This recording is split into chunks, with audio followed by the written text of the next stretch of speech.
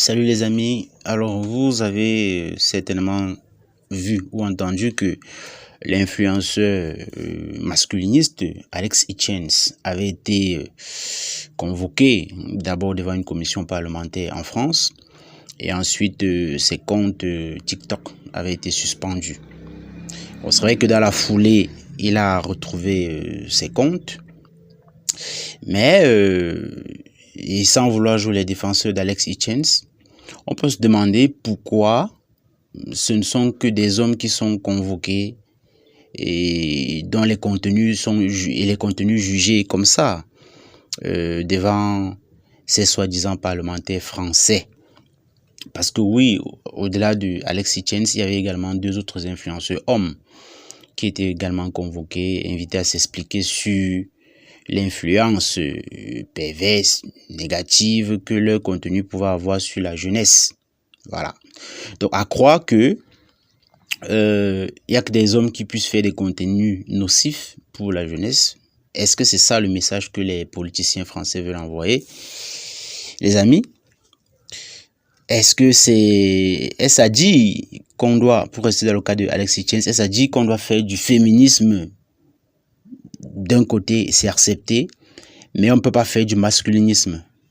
Parce que oui, il y a des influenceuses féministes engagées, voilà, qui s'assument comme telles, les Anna Tomazov, les Shira Karinsky, pour ne citer que ces deux-là, mais dont les contenus sont à la limite de la misandrie, voilà, qui avouent très souvent de façon directe ou de façon un peu plus subtile leur détestation des hommes, mais elles n'ont jamais été convoquées devant une commission parlementaire à s'expliquer sur ces dérives misandres-là de leur contenu.